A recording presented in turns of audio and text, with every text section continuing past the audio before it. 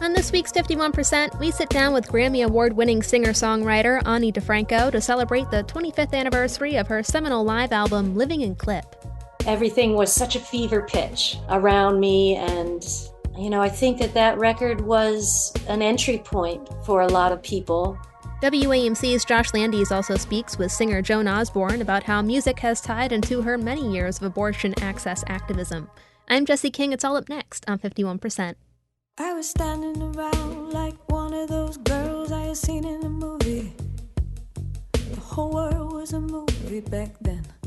I had my sunglasses on, I wanted to be seen without seeing shy Lolita. I wasn't really in it, I didn't really get it. You're listening to 51%, a WAMC production discussing women's issues and experiences. Thanks for tuning in. I'm Jesse King. Our guest today is Grammy Award-winning singer, songwriter, and musician Ani DiFranco. With a career spanning 3 decades and over 20 albums, DiFranco has established herself as both a feminist icon and the mother of the independent artist movement. She created her own record label, Righteous Babe Records, in the 1990s, and has released all of her music independently ever since. Her sound, while it can be generally described as folk, has pulled from a multitude of genres, from rock and punk to jazz and even electronica.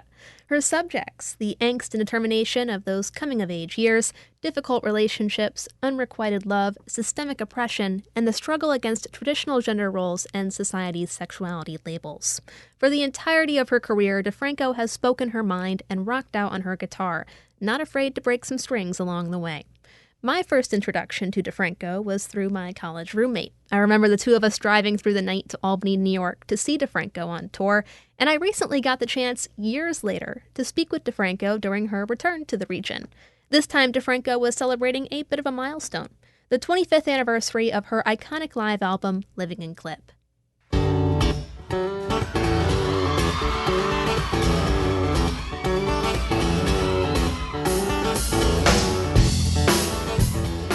So this is a double live album that I put out 25 years ago, or so they say. I play acoustic guitar. I call myself a folk singer, but my shows are kind of full frontal rock shows in a lot of ways. Even when I'm playing solo, just the way I abuse my guitars. And so my audio engineer, who was recording these shows nightly to ADAT tape, which is how I put together that record, clipping, when you go into the red, when stuff is getting too loud and you're driving the machines too hard, and the red lights are all flashing, that's like clipping. And we were clipping all the amps, all the stage amps, and redlining the recording gear. My engineer, Larry, came to me one night and he was like, yeah, man, the gear is like living in clip, man. I was thinking, well, you can back it off. It gets loud, in my world. They're gonna wanna know how we got in here. They're gonna wanna know how we play and sing it out. We better have an explanation. It was metaphoric for me, about just my life at the time. I felt like I was living in clip. I was just redlining. Everything was such a fever pitch. But as it happens, I think that record was an entry point for a lot of people. A lot of people took that record to heart, and I feel like it broadened my audience and the people that I sing to, and so I'm just really grateful. And, this 25-year reissue and putting it on vinyl and remastering even the digital, it's been this wonderful occasion to sort of connect with people and reflect together over the 25 years and feel the love. So just super grateful. Looking back on your career, how do you feel about the way that the industry has changed in that time, with the rise of streaming services and the diminishing of record companies? Well, they got what they deserved, which is an ending, hopefully, and not in all ways, but a real splintering of the monopoly of the major label, of the indentured servitude of artists to these huge business entities. Certainly technology has allowed people in many ways, in many paths to, own their own lives and make their own decisions and not be beholden or controlled. Back in the 90s, when I was on that tip myself, it was, I started my own label in 1990, so it was very much pre-internet. And I think I introduced this idea of screw the major labels and big business controlling and commodifying and commercializing and chewing up and regurgitating and spitting back out art and artists. And, I just think that those interests often conflict.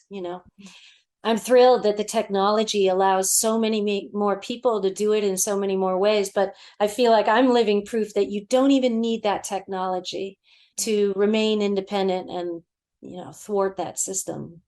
I do feel like in some ways that technology is sort of the behemoth in control now, though. Like when you see the way artists are compensated on streaming services and the pressure on artists to go viral or maintain a presence online. I actually went to school for music business myself, but the landscape online is just rapidly changing. I don't know if I could do it. And I honestly don't enjoy social media, or I can't navigate social media to save my life. Yeah, I know. There's plenty of downsides.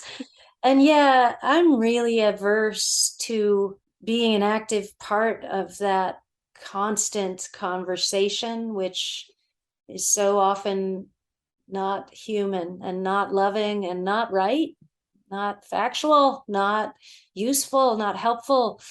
I really am averse to filming myself every day and all of that constant content generation. It's hard for an old dog like me to really come to terms with those new tricks. And I feel like that's sort of exhausting so many of us to not only do what we do, but to have to constantly promote it. It saps your energy and your focus away from the primary passion. I mean, some people, I think, get off on it, and that's awesome. And that sort of maybe is their focus. But for the rest of us, it's a double-edged sword. Activism has played a big role in your music from the very beginning. How has that changed over the years and with social media? The ways that we enact change, I guess. Yeah, sure. It's changed the way that everything works, as we know. And again, double-edged sword, possibilities for cutting out the middlemen of the media and disseminating information amongst ourselves. That's radical and cool. But, the hidden controls of the algorithms, the bots, the fake news, quote unquote, it's all, and also the very passive and sort of insular nature of collectivism, the whole thing is transformed. And I'm not even sure what the old school way of doing things means anymore, when you can march on the street in the hundreds of thousands, even millions around the world to say what the will of the people is, and yet you will be ignored. 80% of Americans support a woman's right to choose, and yet we've lost it, many of us. And so when the will of the people means nothing against the money of corporations and the rich and powerful and the, politics, our politicians are all in bed with the money, everything must continue to evolve, and we have to develop new effective techniques. So I hope that we can harness this technology for what it's worth and regulate the ways that it harms and damages. I think the role of the government is to protect people, the little guy, from exploitation and oppression. Counting on business to regulate itself doesn't work. So I think all those voices out there saying that regulation is bad and government is bad and those are the oppressors, I think, well, look at your choices. I was going to ask for your reaction to, obviously, the fall of Roe v. Wade this past summer. A lot of the people that I've spoken to who are abortion rights advocates have said that they were disappointed, but not necessarily surprised by the decision. It's not a surprise, but it's a shock. Really, 21st century, forcing women to procreate, forcing unwanted and unsupported babies into this world. And even 21st century imagining that consciousness, it becoming itself, is beholden on the identity of individuals or the projected identity that we put onto zygotes in women's wombs. Like, it seems so fundamentally misguided. I mean, for me, and I just wrote another song about reproductive freedom, a new song that I'm playing live these days, where I say, spirit can't be stopped, no matter who gives birth to who. Spirit won't be stopped. Like, it's not about this individual giving birth to that potential individual. It's about mediating suffering. It's about the path of least suffering is the path of God, is the path of righteousness, is whatever your metaphor is, and it doesn't matter which side of the veil, is what my song says. That veil is an illusion. Yeah, I will bring the light,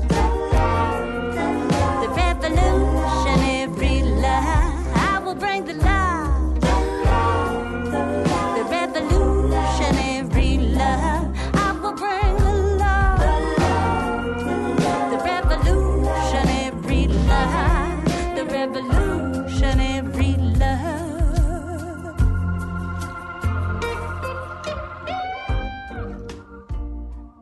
I was listening to your most recent record from 2021. For our listeners, it's called Revolutionary Love. Do you feel like that's the direction we should be turning to in our activism? What does revolutionary love look like? Yeah, absolutely. Love and compassion-centered movements is where it's at, I mean, especially in this day and age of outrage and divisiveness and, everybody just jumping to kick the next person off the planet for a mistake or a perceived mistake, or, we're all being led into very dangerous territory of denying our connection to each other and dependency on each other and our oneness, going back to that, we are each other. So, revolutionary love, it's a complex idea, and revolutionary love fundamentally is a thing we do in community, not on our own, and everyone has a different role to play in it. But for those of us like myself who have spent their whole lives making themselves strong and whole, reaching out and trying to connect and make their community stronger and more whole, I feel like I'm in a position now to move on to that other role, which is to build bridges, to turn to my opponents and focus my revolutionary love there. And it involves just simple acts like remaining open and curious about your opponent, asking questions, tending the wound behind bad actions, bad words. Those are acts which are simultaneously respectful and loving and also revolutionary. I've got a question for you now that I tend to ask artists a lot. I think just personally because I've been trying to get out of a writer's block. But what is it that drives your music and creativity, and how do you keep it going? I was same thing, same ditto for me. And my biggest advice would be patient, be patient. That writer's block is part of the process. You feel like you're not moving, you should be generating, maybe the period of silence or searching that's an essential part of your process. The pandemic for me was a pretty long dry spell. I wrote very few songs, I don't know. And I was in a crisis and feeling blocked and feeling like, am I done? Maybe I'm done. Maybe this is it. And then lo and behold, I'm back out touring now. I'm in the world. I'm engaging. I'm excited. And songs are coming again. And I feel so thrilled about that and happy that it's not over. But I know that I can't force my inspiration, accepting the lulls, being patient, and really trying to believe like this too is part of the process. It's not about generating something today. It's about becoming yourself. And when it's time to generate, you will. Well, you've been writing in other ways, too. I mean, you've got a children's book coming out next year called The Knowing with illustrations by Julia Matthew. What made you want to go that route? Well, again, the pandemic, pushed myself, like so many, into having to get creative about new ways to have a job if your job disappeared. My job disappeared in the pandemic by and large. I just developed all kind of side hustles, and one of them, I released a memoir a couple of years ago, and then the young readers division of my publishing house contacted me after that and said, if you'd ever consider making a kid's book, let us know. So when the pandemic hit, I thought, okay, I'm considering it. I'm considering all kind of things right now. And so I went for it. It's really different kind of writing for me. It made me realize that my songs turn on so many things that are meaningless to children. I mess with social conventions. I turn cliches on their head. I have a lot of double entendre. I have a lot, I use all these devices that involve having a deep knowledge of the culture that you're challenging. None of that means anything to kids. Beautifully, right? That's not the world they live in. So you have to speak very directly, more literally, more simply. So that is just a different way of expressing for me. It was like a whole other concept of how to write. And so I made a book, which is also a song, by the way. The challenge that my publisher put forth was to make a lullaby book. And so I made a literal lullaby, and then it's also in book form. And the song/book is, well, kind of speaks to what we were talking about a minute ago, about beneath all aspects of your identity, there is your consciousness, your oneness with all other living beings, from rocks to bugs to your family, your friends. So it's sort of trying to affirm for kids that you might be seen as this color and shape and size, and maybe you're told you're a good kid or a bad kid or a smart kid or a beautiful or ugly or whatever those outside forms of identity. Yes, you're all that, but you're more. You're something even more fundamental than that, and none of that can touch it. Well, lastly, something I like to ask guests on this show is what womanhood means to them. As you just said, with all the labels that are thrown on us, we're also so much more. And being a woman has so many personal, subjective definitions, too. So on that note, what does womanhood mean to you? Well, it means a lot of things. And I think one thing that it means is to be an agent of creation. I think that women, people who have ovaries specifically, play a role in creation. We are active participants, and that's a profound position to be in, whether you give birth in your life or not. To have a reproductive system is a specific experience that I think is very informative in many ways. So, of course, people without that telling people with that they know better is ludicrous to me. And I think, a lot of what that involves too is deeply feeling, is the level of feeling. I actually myself, I'm 52 now, and I just have been through menopause.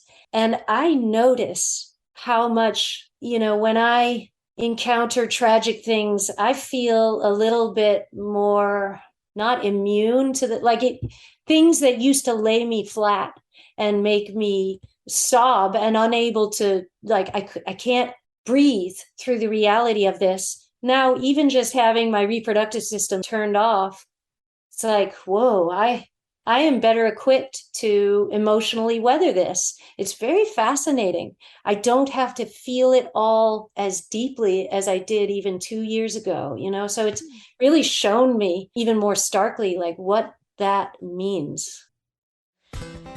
Ani DiFranco is a Grammy Award-winning singer-songwriter and musician with more than 20 records under her belt. Her latest is last year's Revolutionary Love. Her children's book with illustrator Julia Matthew, called The Knowing, is set for release this March. And in the meantime, DiFranco is back on tour. You can find dates on her website, anidifranco.com, or at her label's website, that's righteousbabe.com. Ani, thanks so much for your time. Yeah, cool. Thank you so much for your time.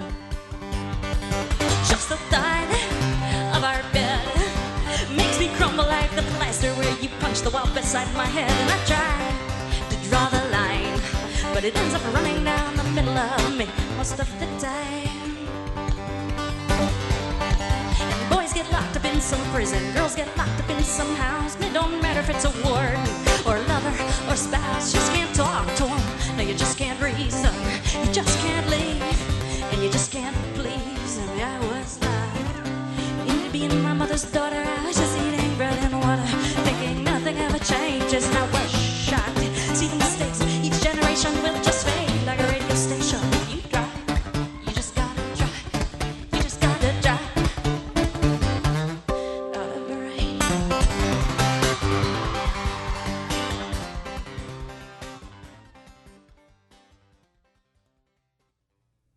While I was speaking with Ani DiFranco, WAMC's Josh Landis got the chance to speak with another outstanding singer-songwriter on her way through the Northeast. Joan Osborne is perhaps best known for her 90s hit, One of Us, but she has long proven herself a versatile interpreter of American musical institutions ranging from Motown and Bob Dylan to the Grateful Dead and the blues. Her latest record, Radio Waves, was described by Pop Matters as a, quote, career retrospective inside a live album inside a rarities compilation, end quote. With Josh Landis, she spoke about her approach to some of the classics and her many years of abortion access activism. Come all you pretty women with your hair hanging down. Open up your window, 'cause the candy man's in town. I think the overturning of Roe v. Wade has motivated some people, and I think you can kind of see that reflected in some of these election results across the country. You know, everybody was sort of talking about, oh, there's going to be a huge red wave, it's going to be a huge conservative takeover, and it doesn't seem to have done that. I feel, just from my personal perspective, that the pro-abortion and the abortion rights votes, those voters have come out because it's important to them. You know, they believe that abortion is health care for themselves, for their families, for their daughters, for their sisters, for their wives, for themselves. And they're coming out and putting their money where their mouth is and voting in that way. I was looking back on some of your history of political activism, like getting banned from a venue in Houston back in the late 90s for talking about Planned Parenthood. You know, if you could tell yourself back in 1997 that that same fight would be continuing, possibly on a much larger stage than it was then with the Supreme Court ruling, what would you say to yourself? Well, I think I would say to myself that the work is valid. I feel like that issue, the issue of abortion rights, is one that very conservative politicians see as a way to manipulate voters so that they can retain power. I feel like it's a way of keeping women and, especially women of color, keeping them always defending this basic right so that they cannot come out and connect in public life in other ways. You know, if you have to continually fight just for your own bodily autonomy, you can't turn your attention to these other things. So I feel like it's a very cynical ploy to manipulate people in order to just retain power. You know, I do believe that there are people, I know that there are people who, in their hearts are anti-choice and that they do have those beliefs, whether it's religious beliefs or personal beliefs, and I respect those people. But I feel like they have been manipulated by people who are just trying to retain power, and that's what it looks like to me. I was looking at the performance of What Becomes of the Brokenhearted with the Funk Brothers from the movie Standing in the Shadows of Motown, released 20 years ago this year.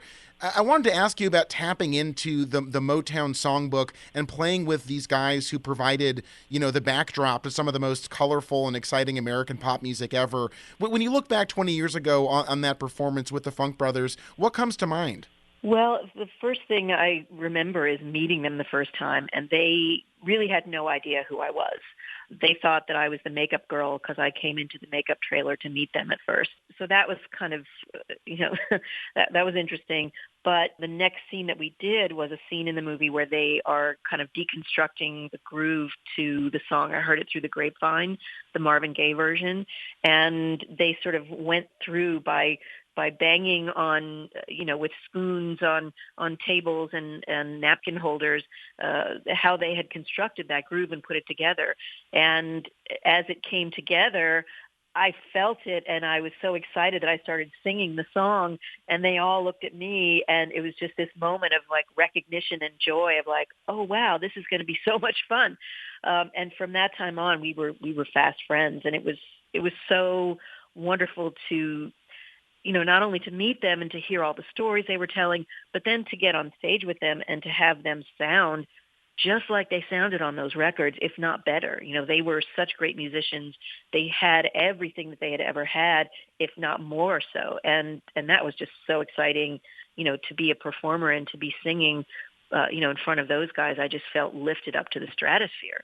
The song itself, What Becomes of the Brokenhearted, it's an absolutely devastating lyric. And of course, in the Motown tradition, it's a devastating lyric accompanied by like the catchiest, hooks and grooves you've ever heard.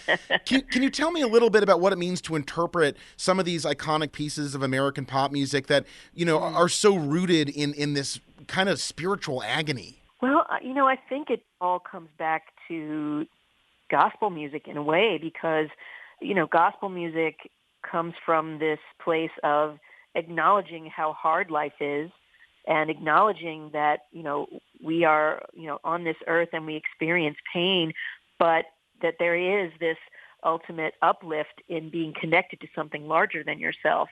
And whether that's your religion, whether it's God, or whether it's music and your humanity of your fellow human beings, that there is something that, even though you acknowledge that there is pain, that there is joy to be found through that. As I walk this land of broken dreams, I have visions of many. That was WAMC's Josh Landy speaking with singer Joan Osborne. She'll be back on tour starting in Texas this spring. You can find dates and learn more at her website, joanosborne.com.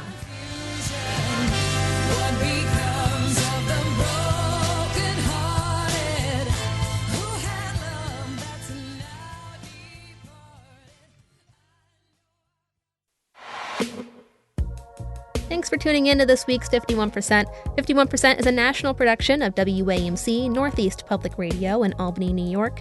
It's produced and hosted by me, Jesse King. Our associate producer is Jody Cowan. Our executive producer is Dr. Alan Chartock. And our theme is Lolita by the Albany-based artist Girl Blue. A big thanks to Ani DiFranco, Joan Osborne, and Josh Landy for participating in this week's episode. To learn more about our guests and the show, check us out at our website. That's WAMCpodcast.org. There you can find episodes new and old and links to everything you need to know. We hope you'll join us next week, too. Until then, I'm Jesse King from 51%. I was every single girl, I was nobody else, I was so sure of myself. I was 15 and a half, he was a hollow laugh, and I lost my cool.